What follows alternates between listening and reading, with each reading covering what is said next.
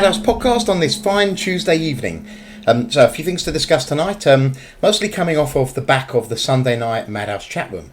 First of all, thank you so much everyone who came along to the Madhouse chat room, and hope you enjoyed it and found it useful. It was a new thing for us. We've done chat rooms before, but we've now started doing one that I hope is going to be weekly and regular. So I think it went well. We had some interesting discussions and players made some good suggestions, which I'm trying to take on board where possible. One of the things we discussed was the need for the new king, played by a player called Bill, the new king to assign actual characters to some of the NPC kind of leadership and royal roles within the kingdom.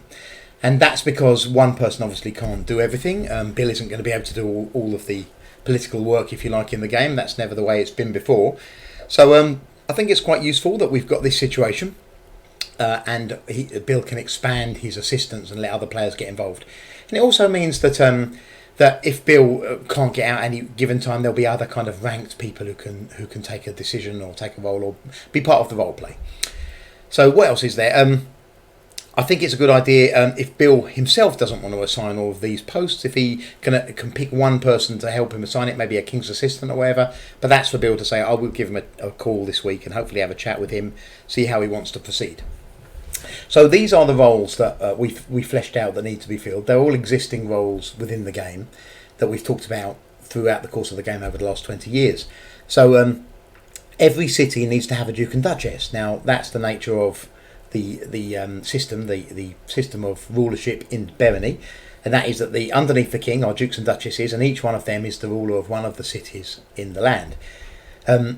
You can also be a duke and a duchess without a city, so the king can appoint someone with that rank but without actually the land to go with it. There aren't any of those at the moment, but that is something you can possibly do. The only city that perhaps is difficult to appoint someone to is Poldoon, because that city has declared itself an independent city-state, as watchers of this podcast will know.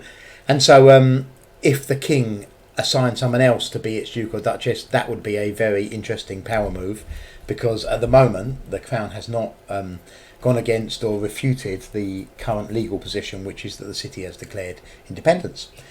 So I don't know where that's going to go. That's interesting. We'll have to see. He also needs to assign a Lord Crusader for each one of the gods of light. So 3 male and 3 lady Crusaders who are in charge of each of the arms of the Crusader faction, if you like. The Crusaders are a character type in the game, a little bit like, I suppose, those people who've played D&D would call a paladin. The difference is that in traditional fantasy games, a paladin kind of worships one god. The Crusaders still worship all 6 of the gods of light, but they just have a speciality of enforcement and study over one in particular. So above that, we also need a high priest. Now, technically, the king doesn't actually assign the lords and lady crusaders. The high priest does, but the king assigns the high priest. Now, the king can do, in Berenian law, pretty much whatever he wants. There are consequences to it, but the law says the king has absolute say over everything. So technically, the king could choose the lords and lady crusaders, but it would be controversial. So the thing to do, I would say, is to pick a high priest who you trust and can roleplay well and can do the job well, and let them pick the Lords and Lady Crusaders. Some Lords and Lady Crusaders, I should stress, already exist. I'm not suggesting they should be toppled. The king could, but again, that would be very controversial, and I don't think the king would. Who else have we got? The Royal Mage. So the Royal Mage is the senior magical advisor to the king, normally a powerful mage with a lot of history and study and power. So that's got to be assigned. The High Trader is somebody the king assigns. That is the most senior advisor to the king in regards to trade, who speaks on behalf of the traders to the crown and behalf of the crown to the traders, all the independent traders in the kingdom. The Elven and Dwarven races both technically have their own king or queen, but the way that the system works is they are subordinate to the King of Bereny or Queen of Bereny, the ruler of Bereny. They have the official rank of Duke, although they're not called Duke, they're called King or Queen, but they are of equivalent rank to one of the Dukes or Duchesses.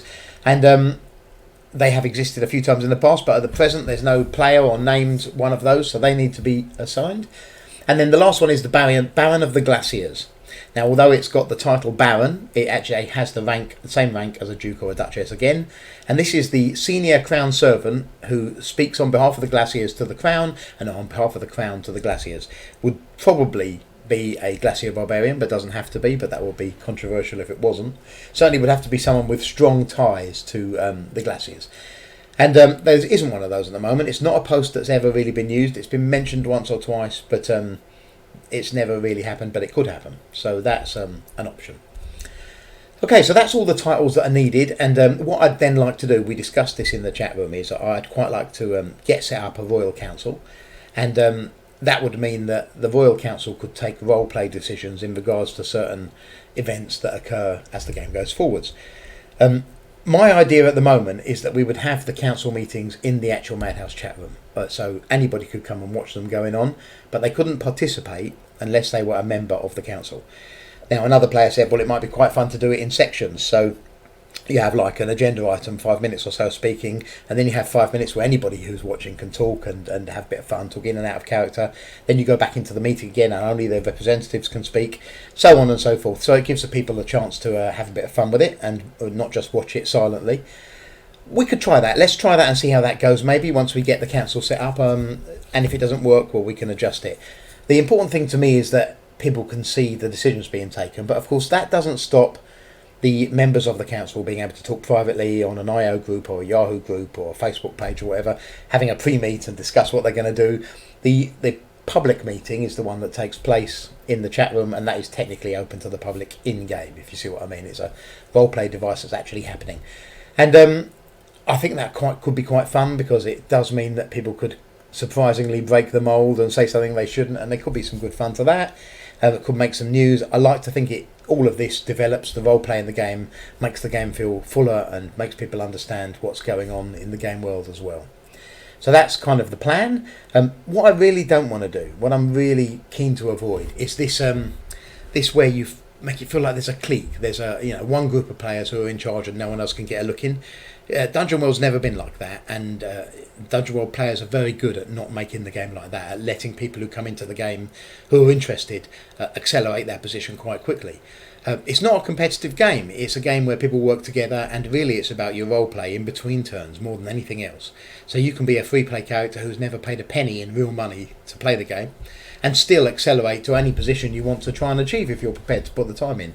Obviously, I'd love to encourage you to spend some money, but I do have a business to run. But that's the key. The key is that you don't buy success; you play your way to success through good role play and diplomacy and participation and creativity and fun.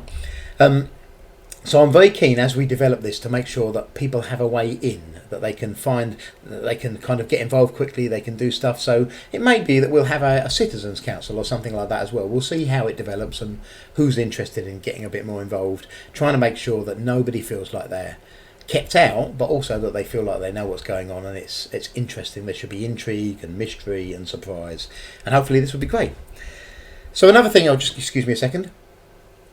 It's my Diet Coke. I'm not sponsored by Diet Coke, but if they want to sponsor me, they can. That'd be great. I'd like that. Okay, so I also said in the chat room that guilds could use the podcast like a notice board. Now, players of the game will know there's a player notice board at the beginning of every turn. Anyone can write a message in. It gets printed at the beginning of all the players' turns. It's a fun way to kind of poke fun at one another, diplomatise, communicate. But what I'd like to use the podcast for occasionally is for guilds to be able to have their own notice board, and they'll send me messages and I'll read them out. They can be funny messages, they can be having a little dig at one another, they can be recruiting, they can be trying to spread a little bit about what the guild are doing and what their activities are, any of that. It really is a kind of free-for-all, and I'm going to read a few that I've received already so that you can get an idea what I mean. So the first one is from the Wild Damsels Guild, and this is their message. The Wild Damsels are Bereny's largest chain of baldy houses. The courtesans who work in the houses do so of their own free will and use the houses to conduct business in safe and comfortable surroundings. We are a crown-neutral guild, but have little respect for the establishment and what it stands for. The WD are always on the lookout for new members. Of course, we accept all female character types, but we favour rogues, bards and assassins due to the particular skill set they can bring. We care little which other guild affiliations you have. We will even accept RGA bootlickers. All members have anonymity. Whilst our customers pay in gold for our services, oftentimes they pay us with something far more valuable without even knowing. Secrets. It is amazing how loose a man's mouth can become in the heat of the moment. Our boarding houses are located in strategic locations outside various cities. Upon joining, you will receive our mystic mask of allure. So just to explain a few things there for newcomers to the game. So they said they were a crown neutral guild. Now, a crown neutral guild simply means that they neither support nor go against the crown, but try to remain a neutral stance. And that is common for guilds that are involved with trade and aren't political.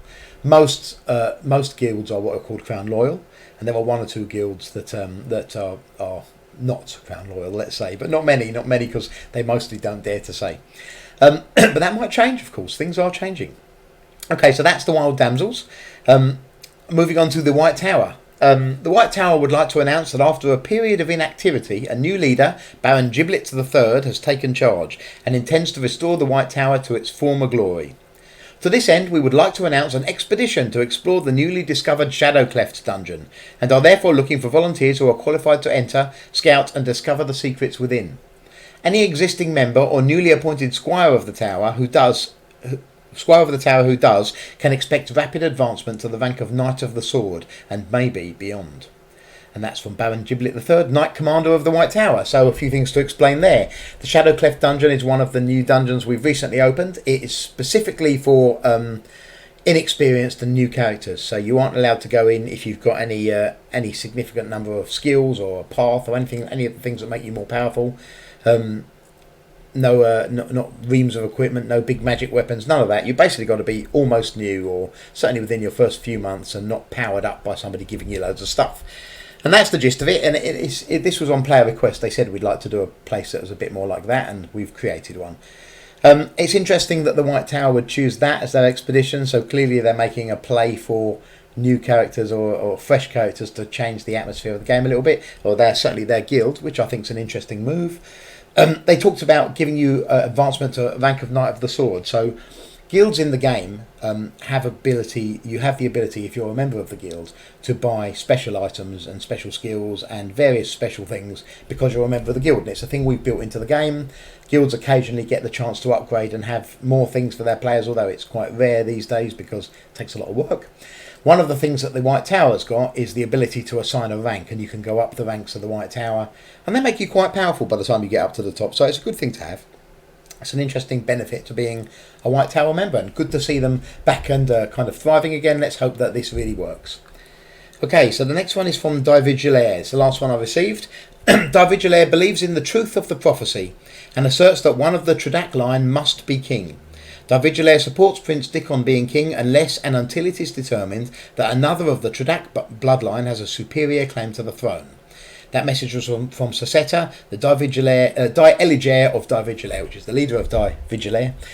So this is a kind of a religious, certainly an extreme thinking guild. They've always been taken very extreme stances. They're very crown loyal, as I think you can hear from the rule there, but not individual loyal. So I think what they're saying, this is me putting words into the mouth, but I think what Sasetta is saying is that they support Prince Dickon because he's the royal heir, not because he's Prince Dickon. And if someone else were to have a superior claim, then they would transfer their loyalty, because their loyalty is to the crown and not the individual, which is quite a sensible way to be. I think that's good. At the moment, people seem to think that Prince Dickon is the superior claim to the throne in regards to the line of Tradak. So the line of Tradak is the old line from which all the kings and queens of Bereny have been drawn, and the prophecy they were relating to is a very ancient prophecy that talks about a thing called the Time of Thunder. So many years ago, the kingdom was beset by demons that run amok over the land and murdered everyone and took control, and were finally defeated. And they were defeated by an alliance of the adventuring races. And then one of the Tradak line was put into place as a ruler, and the prophecy said that the Time of Thunder would return if ever a member of the Tradak bloodline were not in the position of king, queen, ruler. That's the gist of it. I don't have the exact text in front of me, but that's the gist of it, and that's the prophecy they're referring to. That is a prophecy that has long been considered definite in the game. You know, that's your most people had a consensus that this was a correct prophecy. Recently, the Raven and others, to be fair, have called into question whether the prophecy is correct or is just a method of control. And that's kind of where we are with the situation in the game at the moment. So that's it for tonight. I hope you've enjoyed tonight's podcast. I'm away for a couple of days now, but what I'm going to try and do is record a couple of podcasts in advance and set them to play over the next couple of days. Now, I've not done that before, so we'll see how it goes. But nevertheless, talk to you soon. Thanks, everyone. Bye.